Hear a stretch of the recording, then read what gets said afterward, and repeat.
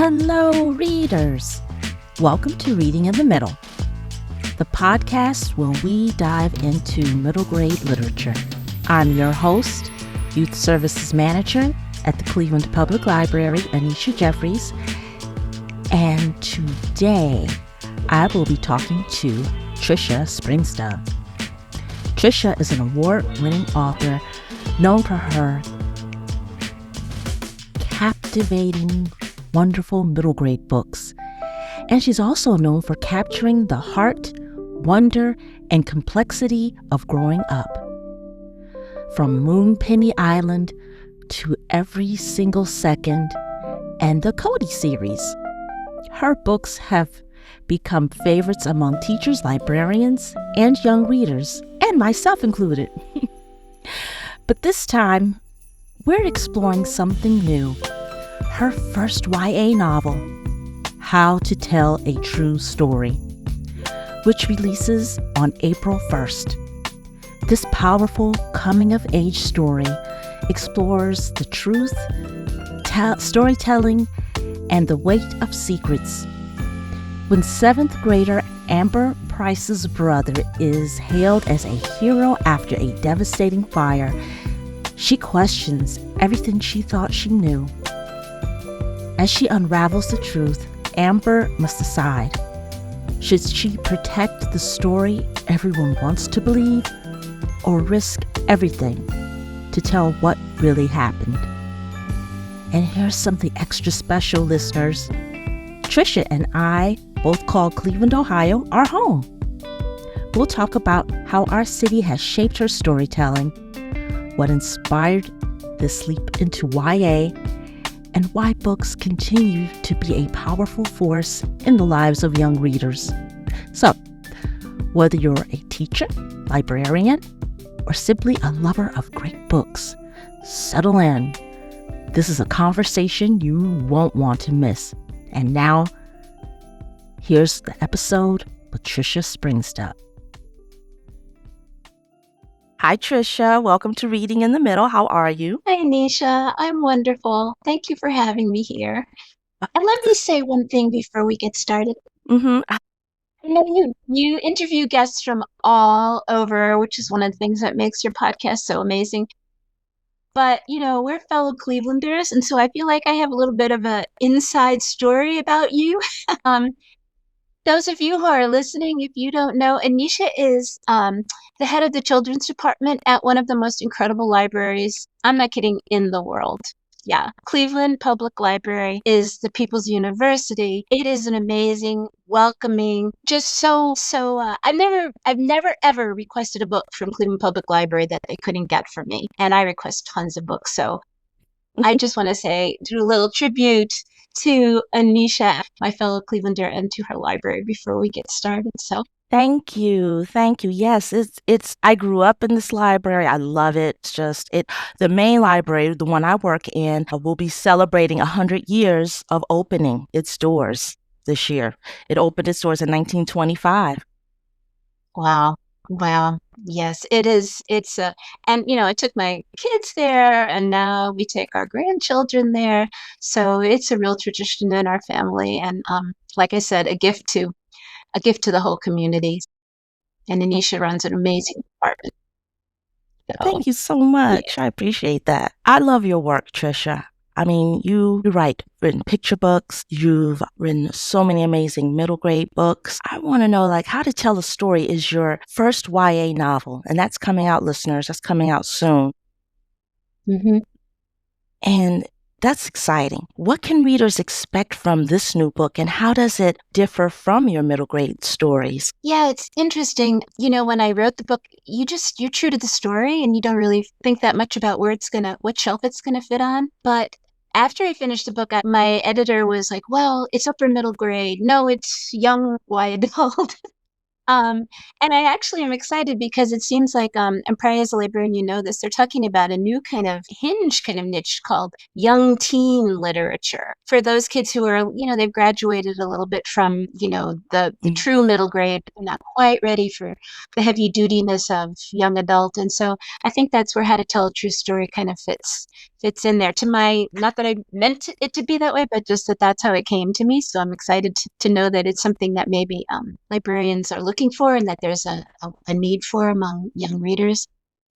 It's a story of Amber, who is a girl who's very kind of quiet. She feels sort of invisible in middle school. And her family has just had a kind of an amazing event in that they've saved up their money for years and years so that they don't have to rent a home anymore. And they finally have bought one. And they're living in it. But, as life goes, all is not perfect. Amber's older brother, Gage, who she was once very close to, he's gone on to high school now, and he's kind of left her behind. He doesn't include her, and she's pretty sure that he's keeping some secrets and going out when he's supposed to be grounded, and she knows he's up to something, but she doesn't know what, and she's pretty worried about him, that he's going to get in trouble with their father, who's very strict. And also, Amber has a crush who doesn't know she's alive. She has a little friendship drama going on. So the normal things of being 13 years old, as opens, she's missing Gage. She's kind of angry at him because he's gone out again, and she goes upstairs to the third floor of their new home where Gage's room is. Texts for a while with her friends, and she falls asleep. And when she wakes up, the house is on fire. So I would tell you what happens, but Gage becomes a hero. Gage is the one who rescues Amber, actually. And so they both become kind of celebrities in the community and at their schools. But as time goes on, it becomes more complicated, and questions arise about whether Gage really is a hero. And Amber knows some things that she's keeping secret, things that if she revealed would really hurt her family, her brother. And the question, it becomes a book about the slippery nature of truth, and is it sometimes better to tell a lie if it's going to protect the people that you care about and that you love? So that's the book. I cannot wait for this book. I am speechless. Man, that is riveting. I'm riveted. Yeah. There's also a few questions in there about some social media, and kids' place. I mean, when you talk about truth, and now, how we represent ourselves in social media and who we maybe really are, and how we sort of become images as much as, a real person. And so I try to gently question all of that too, because I think that's for this age, these kids who are growing up with social media as just, a fact of life, it's another thing to think about. And it is something to think about, especially in your latest book, How to Tell a Story. The character has to really, it's so much coming at her. Yeah. At a young age, that she has to grapple with so much. And one of the things that's so great about books for young people is that when they're reading these books, they can immerse themselves in a situation that is not maybe happening to them, but they're going through the same stories or the same what's happening to that character. And it can make some connections where they can make decisions in their lives and it can impact their lives. And they can, I think a wonderful thing is to be able to consider some of these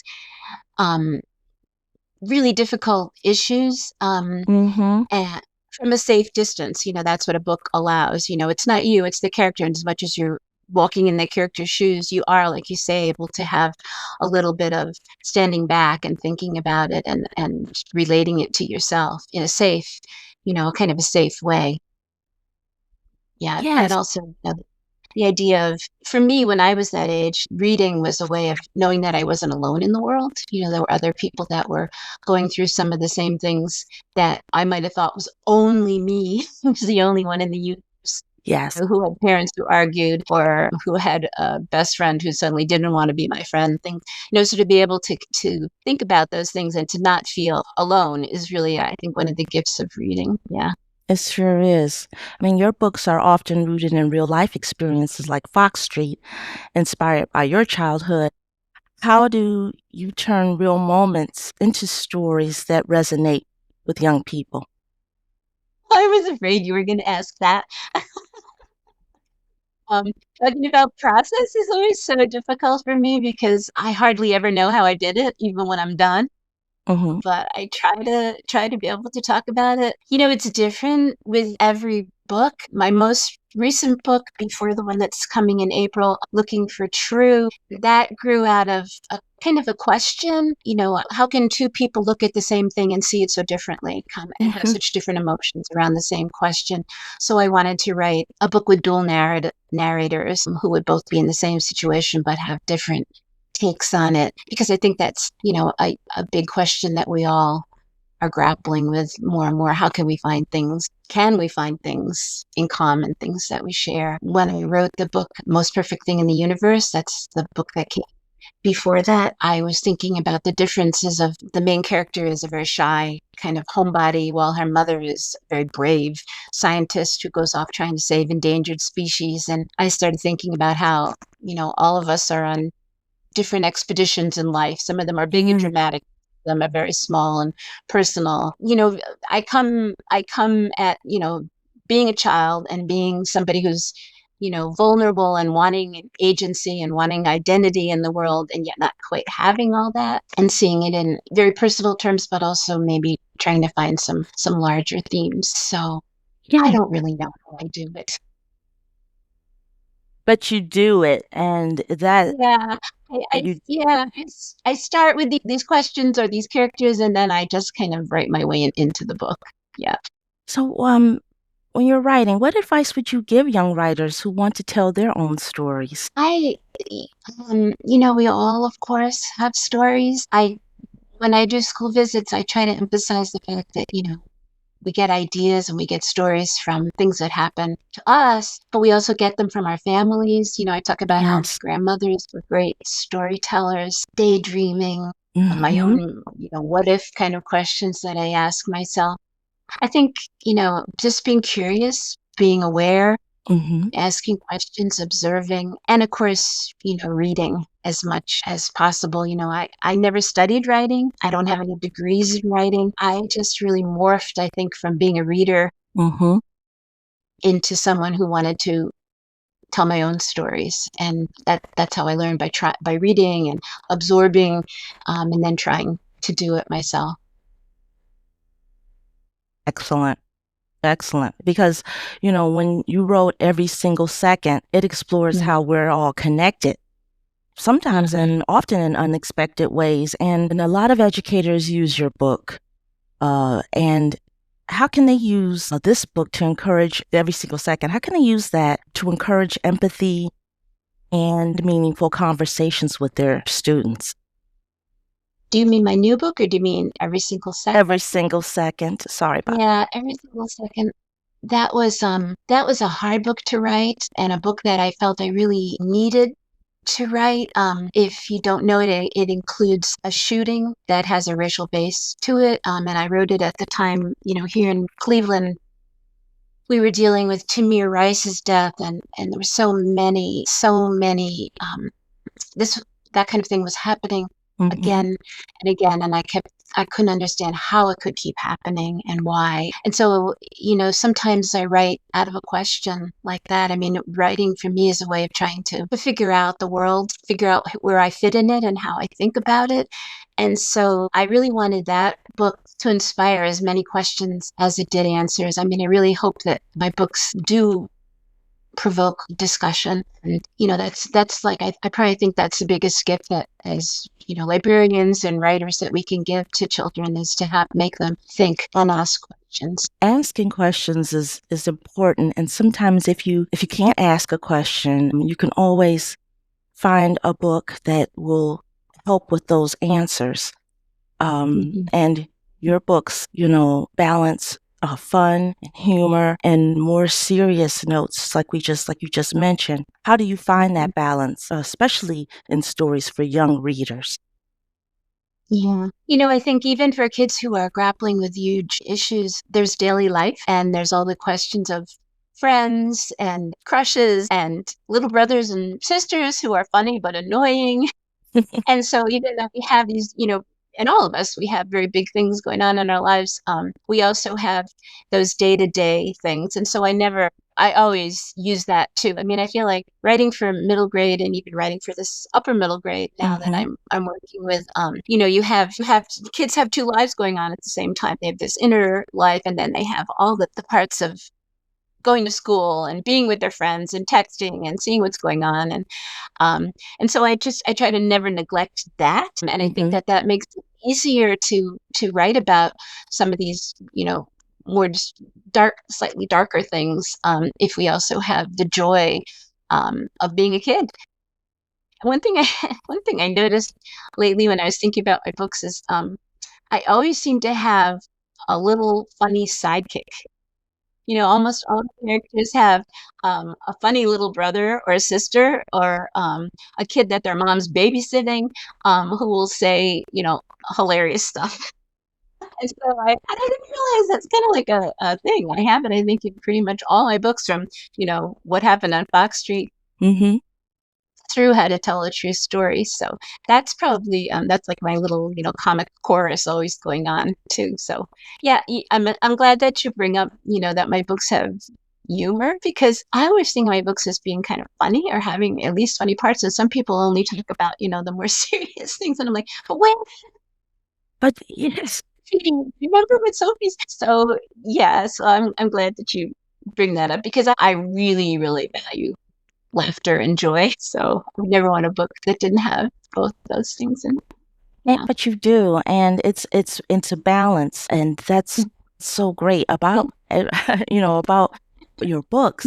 Many of your characters, like Cody and Morin, deal with growing pains and finding their place in the world. And so, if you could step inside of one of your books for a day, which world would you want to live in? Oh boy, it's funny that you bring up Cody, because I kind of live in Cody's world already. The neighborhood I live in, a very diverse neighborhood, where we have people of all backgrounds and ages and persuasions, lots of cats.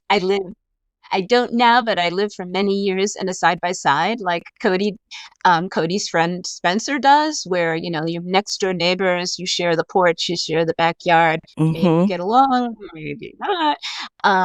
So I really I love my neighborhood. And so I do live in Cody's setting right now. So yeah.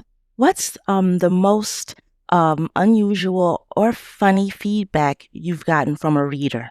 When you bring up What Happened on Fox Street, that's really interesting to me, because that's a book about home and loving a place. Really, place is so important to me in my stories. It's very, I don't want to say it's another character, because that's a little bit of a cliche, but it does influence what happens to my characters and how they see the world. And so when I wrote What Happened on Fox Street, I was writing like very particularly about my own feelings about home and what it is, and the street that I grew up on.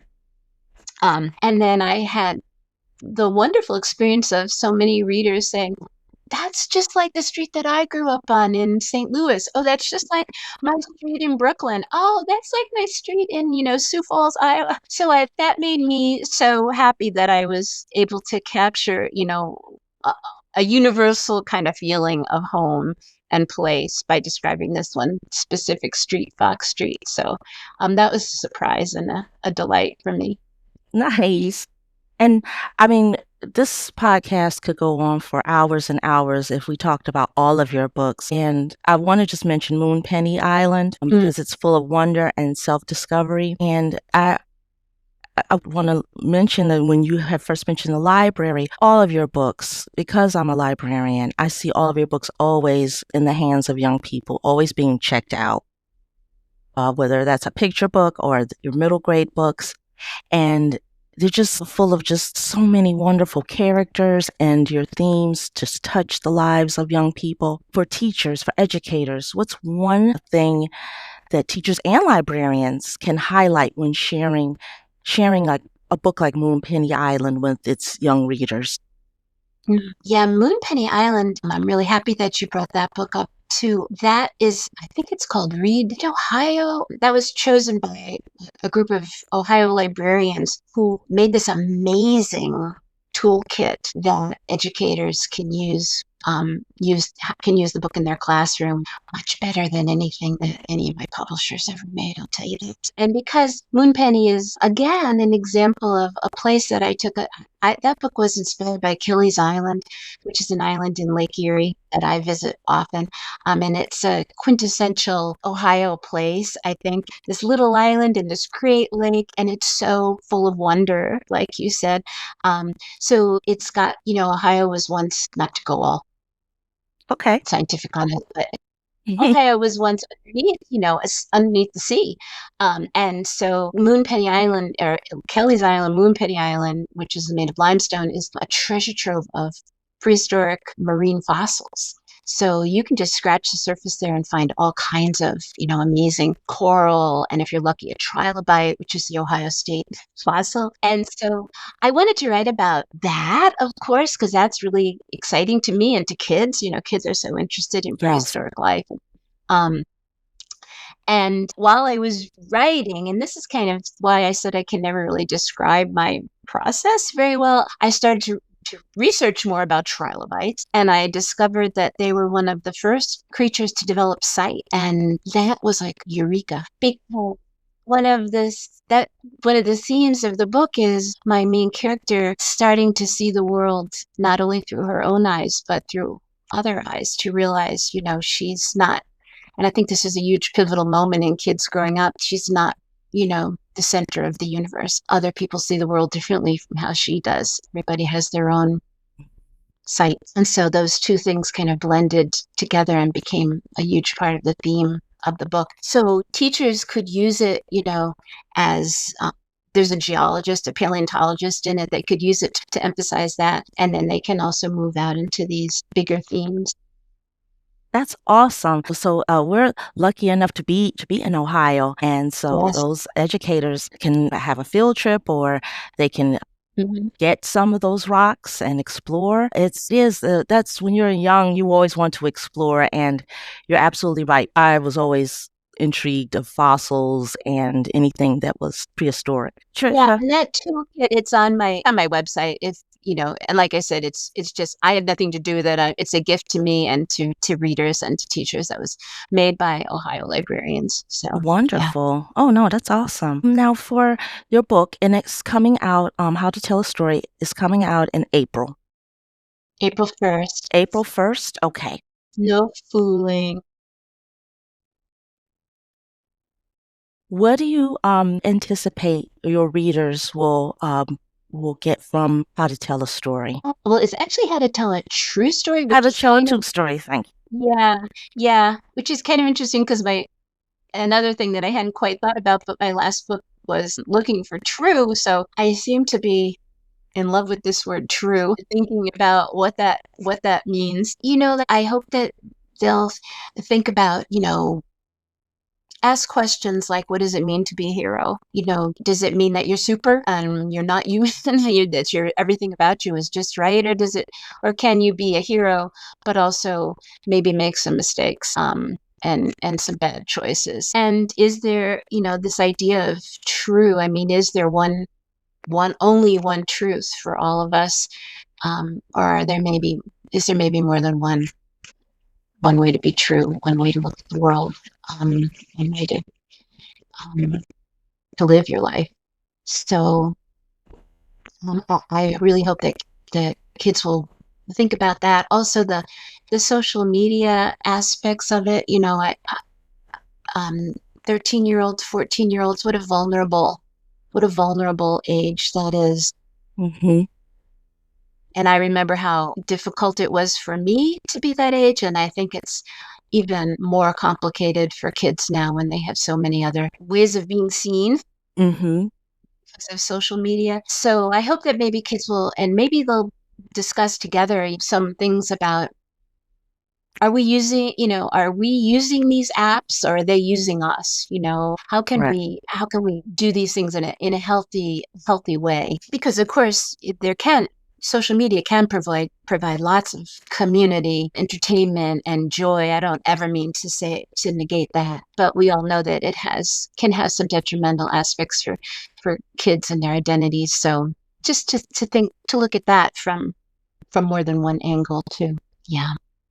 So where can listeners find you on social media as well? So if we wanted to follow you, where could they look for you? Well, I have a website, triciaspringstubb.com, and anyone who contacts me there, I get very excited and I answer ASAP. So kids can always, and teachers, librarians can also always contact me there. I'm also on Facebook and Instagram and Blue Sky. All of us are questioning our social media connections now, but those are mine for right now. It's wonderful. Now, I have one question to ask. What were your favorite childhood books, and what are you reading now? Okay.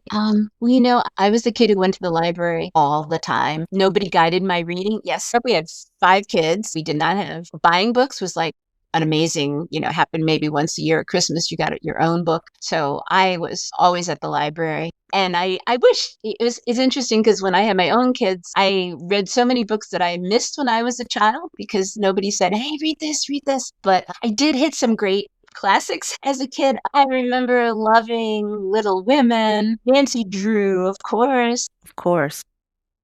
Pippi Longstocking. When I got to be a little bit older, I read Jane Eyre over and over again.